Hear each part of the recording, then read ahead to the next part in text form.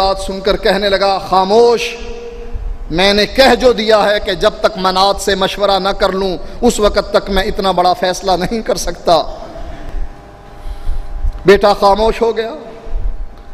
عمر بن جموح کی ایک ہی ٹانگ تھی، ایک ٹانگ پر کھڑے ہو کر یہ بت کے سامنے ہاتھ باندھے کھڑا ہے، پہلے اس کی تعریفیں کر رہا ہے، اس کے گن گا رہا ہے کہ تو کرنے والا ہے، تو بھرنے والا ہے، جو تیرے در پر آ جائے تو سوکھی کو ہری کر دیتا ہے، اولاد سے نوازنے والا ہے، قسمتوں کو بدلنے کے قابل ہے، تیرے ہاتھ میں ہر کچھ ہے، برائی بھی تیرے ہاتھ میں، اچھائی بھی تیرے ہاتھ میں۔ پہلے اس کی تعریفیں کرتا رہا، پھر اس کے سامنے اپنا مدعا رکھا، کہنے لگا میں ایک مشکل میں پھنسا ہوں، عجیب سی پریشانی میں مبتلا ہوں، مصعب بن عمیر آیا ہوا ہے اور تجھے پتہ ہے وہ تیرے خلاف ہی باتیں کر رہا ہے، میں نے اس کا کلام سنا ہے، کلام بڑا عمدہ ہے، اب پتہ نہیں میں تجھ سے فیصلہ کروانے کے لیے آیا ہوں، مجھ کو مشورہ دے، میں مصعب بن عمیر کے ہاتھ پر بیعت کروں یا نہ کروں، اس کے عقیدے کو مانوں یا نہ مانوں، اسلام کو قبول کروں یا نہ کروں۔ اب یہ ہاتھ باندھ کر اپنی عرض اس بت کے سامنے پیش کر رہا ہے۔ بت خاموش، جیسے قبر والا خاموش، ایسے ہی بت خاموش، نہ سن سکے نہ جواب دے سکے۔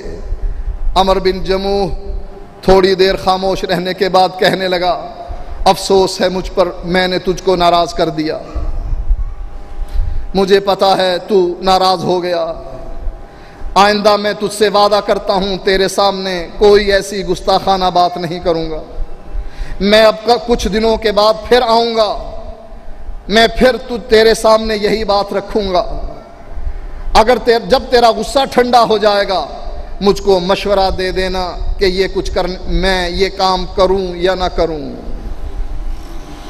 یہ کہہ کر اپنے بت سے علیحدگی اختیار کر لی۔ وَإِنْ قَانُوا مِنْ قَبْلُ لَفِي ضَلَالٍ مُبِينٍ، اگر اللہ کا نبی نہ آتا، یہ قرآن نہ اترتا، نبی کی احادیث ہم تک نہ پہنچتی، ہم بھی اور باقی امت بھی گمراہی کا شکار رہتی۔ عمر بن جموح کے بیٹے نے اس منات کو اٹھایا اور نالی میں ایک رات کو پھینک دیا۔ جب عمر بن جموح سویا ہوا تھا، نالی میں اس کے بت کو پھینک کر اپنے گھر میں چلے آئے۔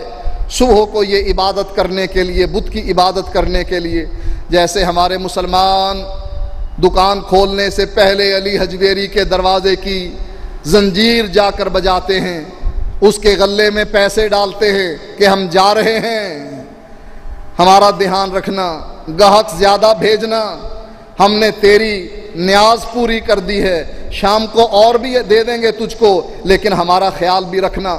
ایسے ہی عمر بن جموح صبح کو اس کے سامنے عاجزی اور انکساری اختیار کرتے ہوئے کھڑا ہوتا ہے۔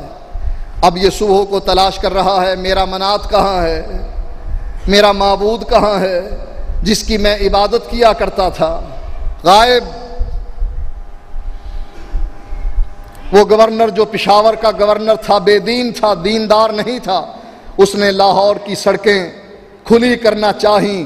وہاں ایک گرم بابا کا دربار تھا، جس کی شادی نہیں ہوتی تھی، وہ وہاں پر گرم بابا کے دربار پر پہنچتا تھا اور سمجھتا، یقین رکھتا تھا کہ میری اب شادی ہو جائے گی۔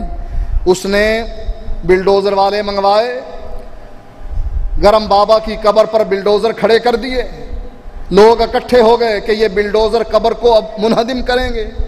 کہنے لگا بدبختو، رات کو گرم بابا میرے خواب میں آیا تھا، میں نے زیارت کی تھی، یہ مجھے کہہ رہا تھا باہر سڑک پر بڑا شور ہے، گاڑیاں چل رہی ہیں، میں نیچے لیٹا ہوا ہوں، نیند بھی نہیں آتی ہے، آرام بھی نہیں کر سکتا ہوں، اس نے مجھ کو وصیت کی ہے کہ مجھ کو یہاں سے منتقل کر دیا جائے، میں اس کو منتقل کر رہا ہوں دوسرے علاقے میں جو پرسکون جگہ ہے، ٹھنڈی جگہ ہے، برف باری وہاں ہوتی ہے، میں اس کو وہاں منتقل کر رہا ہوں، وصیت اس کی اپنی ہے۔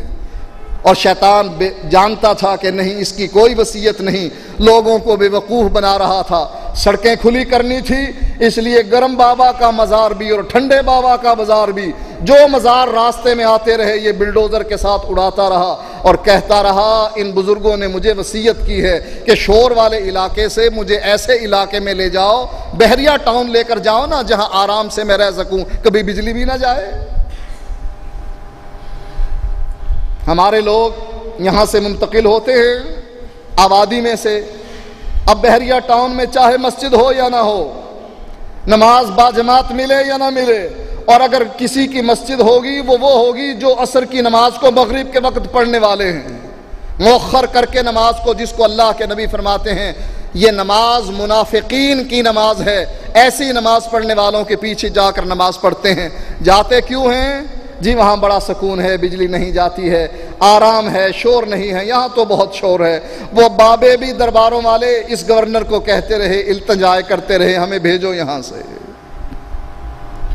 بابے سارے غائب، جیسے عمر بن جموح کا منات غائب، ایسے ہی پشاور کے سارے بابے غائب۔ دیکھتا ہوا تلاش کرتا ہوا پہنچا، دیکھا نالی میں پڑا ہے۔ کہنے لگا کتنے بڑے گستاخ ہیں، بے ادب ہیں وہ لوگ جنہوں نے میرے معبود کو نالی میں پھینک دیا، اور تیرا معبود اتنا بیکار ہے کہ وہ عابدوں کے ہاتھوں نالی میں گر رہا ہے، گندگی میں ملوث ہو رہا ہے، گندگی میں لت پت ہو رہا ہے، اس کو اتنی بھی خبر نہیں اور اس میں اتنی بھی طاقت نہیں کہ ان کے ہاتھوں کو روکے۔ اٹھایا، نہلایا، وہاں پھر رکھ دیا۔ اگلی رات پھر ہوا، عمر بن جموح خراٹے لے رہے ہیں، ان کے بیٹے منات کو اٹھاتے ہیں اور کنویں میں الٹا لٹکا دیتے ہیں۔ اگلے دن پھر یہ تلاش کرتے ہوئے وہاں سے نکالتا ہے، پھینکنے والوں کو گالیاں دیتا ہے، پھر لا کر اس کو نہلاتا ہے، کپڑے پہنا کر عطر لگا کر رکھ دیتا ہے۔ اب اس مرتبہ اس کی گردن میں تلوار ڈالتا ہے، کہنے لگا یہ تلوار ہے، اس کی حفاظت، اس سے اپنی حفاظت کرنا، گردن قلم کر دینا، چاہے پھینکنے والا میرا بیٹا ہی کیوں نہ ہو، اگر وہ بھی تجھے اٹھانے آئے اس تلوار کے ذریعے سے اس کی گردن کو اڑا دینا، میں تجھ کو اجازت دیتا ہوں، خون معاف۔ ان کے بیٹوں نے پھر اٹھایا اور مرے ہوئے کتے کے ساتھ اس معبود کو باندھ کر پھینک دیا۔ تیسرے دن یہ تلاش کرتا ہوا پہنچا، دیکھا کہ میرا معبود کتے کے ساتھ اکٹھا پڑا ہے۔ کہنے لگا اگر تو معبود ہوتا تو اور کتا اکٹھے کنویں میں نہ پڑے ہوتے۔ اشہد اللہ الہ الا اللہ وَإِن كَانُوا مِن قَبْلُ لَفِي ضَلَالٍ مُبِينٍ۔ اگر اللہ کے نبی نہ آتے، مصعب بن عمیر کو نہ بھیجتے، مصعب بن عمیر لوگوں کو توحید کی دعوت نہ دیتے، تو عمر بن جموح کے بارے میں اللہ کے نبی فرماتے ہیں کہ عمر بن جموح لنگڑاتے ہوئے جنت میں داخل ہوں گے، تو عمر بن جموح کبھی بھی لنگڑاتے ہوئے جنت میں داخل نہ ہو سکتے۔ یہ اللہ کا بہت بڑا احسان ہے ہم پر کہ اللہ تعالیٰ نے ہم پر اپنے آخری نبی کو بھیجا جو ہماری ہدایت کا سبب بنا، اور ہم توحید کو اپنا کر اللہ کی جنت کے حقدار بنے۔ اللہ تعالیٰ سے دعا ہے کہ اللہ تعالیٰ ہمیں جنت میں داخل فرما دے۔ اللہ تعالیٰ ایک جگہ پر فرماتا ہے لَقَدْ جَاءَكُمْ رَسُولٌ مِّنْ أَنفُسِكُمْ عَزِيزٌ عَلَيْهِ مَا عَنِتُّمْ حَرِيصٌ عَلَيْكُمْ بِالْمُؤْمِنِينَ رَءُوفٌ رَحِيمٌ۔ لَقَدْ جَاءَكُمْ رَسُولٌ مِّنْ أَنفُسِكُمْ، رسول آ گیا، من انفسکم، تمہارے پاس رسول آ گیا، تمہاری برادری کا، تمہارے قبیلے کا، تمہاری نسل کا، اور لوگ اس کو قبول کرنے کے لیے تیار نہیں، ہمارا رسول تو نور من نور اللہ۔ اللہ فرماتا ہے لَقَدْ جَاءَكُمْ رَسُولٌ مِّنْ أَنفُسِكُمْ، عبداللہ کا لخت جگر آیا ہے، آمنہ کا لال آیا ہے، ابو طالب کا بھتیجا آیا ہے، عبد المطلب کا پوتا آیا ہے، عائشہ کا شوہر آیا ہے، فاطمہ کا بابا آیا ہے، حسن اور حسین کا نانا آیا ہے۔ ہم کہتے ہیں نہیں، نور من نور اللہ، نہ اس کا باپ ہے، نہ اس کی ماں ہے، نہ اس کا بیٹا ہے، نہ اس کے رشتہ دار، نہ اس کے داماد، نہ اس کے سسر، نور من نور اللہ، یہ تو اللہ کے نور میں سے نور ہے۔ یہ رسول پر ایمان ہے یا رسول کا انکار ہے؟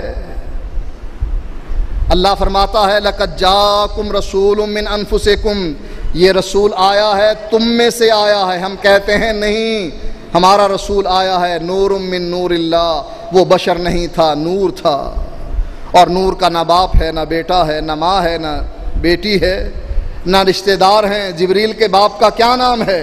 جبریل کے پوتے کا کیا نام ہے؟ اس کے نواسے کا کیا نام ہے؟ کوئی نہیں، نہ اس کی کوئی بیوی ہے، نہ اس کے رشتہ دار ہیں، نور کی اولاد نہیں، نور کی شادی نہیں۔ اگر اللہ کے نبی بھی نور ہیں تو یہ اولاد کہاں سے آ گئی؟ یہ سید کہاں سے بن گئے جنہوں نے دربار سجائے ہوئے ہیں، کاروبار چمکائے ہوئے ہیں؟ ہر کاروبار چمکانے والا اپنے نام کے ساتھ سید لکھ دیتا ہے۔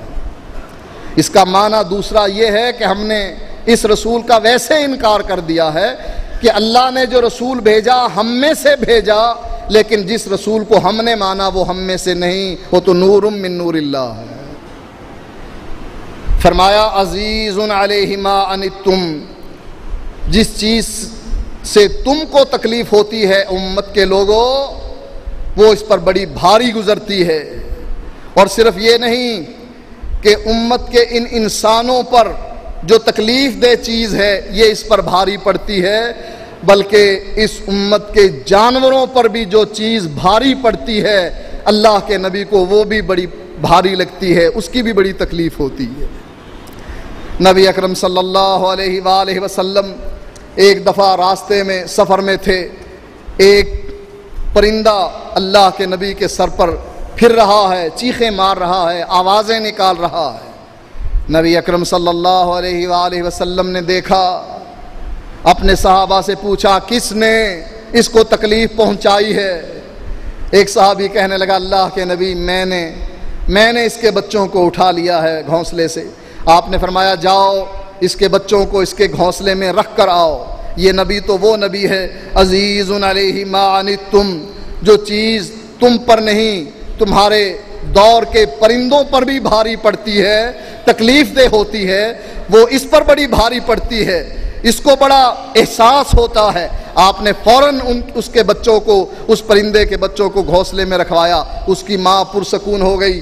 اللہ کے نبی علیہ الصلاۃ والسلام ایک باغ میں داخل ہوئے، اونٹ نے اللہ کے نبی کو دیکھا اور بلبلانے لگ گیا۔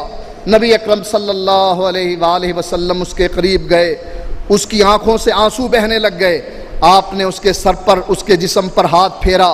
نبی اکرم صلی اللہ علیہ وآلہ وسلم نے پوچھا اس کا مالک کون ہے؟ ایک صحابی دوڑتا ہوا آیا، اللہ کے نبی میں اس کا مالک ہوں۔ فرمایا اس اونٹ نے تمہاری شکایت کی ہے۔ کیا شکایت کی ہے اللہ کے نبی؟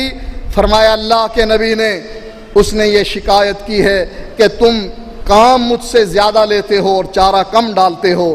نبی اکرم صلی اللہ علیہ وآلہ وسلم نے اپنے صحابی کو نصیحت کی اور اس اونٹ کے بارے میں نصیحت کر کے فرمایا کام اس سے اتنا لیا کرو جتنا یہ برداشت کر سکے، اور کھانا اس کو، چارہ اس کو زیادہ ڈالا کرو تاکہ اس کا پیٹ بھر سکے۔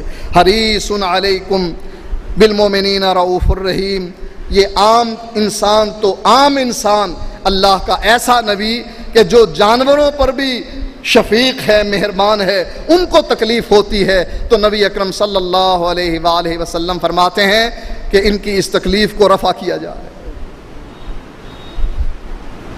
آپ نے اس دور کے ایک رسم کو سامنے رکھتے ہوئے فرمایا، اس وقت عرب کے لوگ جانوروں کا گوشت، زندہ جانوروں کا گوشت کاٹ کر اس کو پکا لیا کرتے تھے۔ نبی اکرم صلی اللہ علیہ وآلہ وسلم نے فرمایا جو آدمی اس طرح گوشت زندہ جانور کا کاٹے گا وہ مردار کھائے گا، حلال نہیں کھائے گا۔ آپ نے ایک جگہ دیکھا ایک جانور کو داغ دیا گیا ہے آگ سے، اللہ کے نبی نے منع کر دیا کہ آگ سے جانوروں کو نہ داغا جائے۔ نبی اکرم صلی اللہ علیہ وآلہ وسلم نے فرمایا احسان کرو، جانوروں کے ساتھ بھی احسان کرو۔ تم جب جانوروں کو ذبح کرنے لگو اپنی چھری کو تیز کر لو تاکہ جس چیز کو تم ذبح کر رہے ہو اس کو زیادہ تکلیف نہ پہنچے۔ یہ وہ نبی ہے جو عام انسانوں کی بات تو ایک طرف رکھ دیجئے، جانوروں پر بھی رؤوف ہے، رحیم ہے، مہربان ہے، شفیق ہے۔ نبی اکرم صلی اللہ علیہ وآلہ وسلم کے بارے میں اللہ تعالیٰ فرماتا ہے حریص علیکم بالمؤمنین، تمہاری منفعت کا، تمہارے فائدے کا خواہش مند ہے، بالمؤمنین رؤوف الرحیم، مومنوں کے ساتھ رؤوف بھی ہے، رحیم بھی ہے، مہربان ہے۔ جو نبی اتنا مہربان ہو اپنی امت کے لیے، اتنا فکر مند ہو اپنی امت کے لیے کہ اللہ قرآن میں اس کا نقشہ بیان کر دے، فَلَعَلَّكَ بَاخِعٌ نَفْسَكَ عَلَىٰ آثَارِهِمْ إِن لَّمْ يُؤْمِنُوا بِهَٰذَا الْحَدِيثِ أَسَفًا۔ اے نبی کیا تم اپنے آپ کو ہلاک کر بیٹھو گے اس غم میں کہ یہ لوگ مسلمان کیوں نہیں ہو رہے؟ اللہ تعالیٰ نے اپنے نبی کا وہ اندرونی نقشہ بیان کر دیا کہ اللہ کے نبی کتنے پریشان ہیں کہ لوگ مسلمان کیوں نہیں ہو رہے۔ یہاں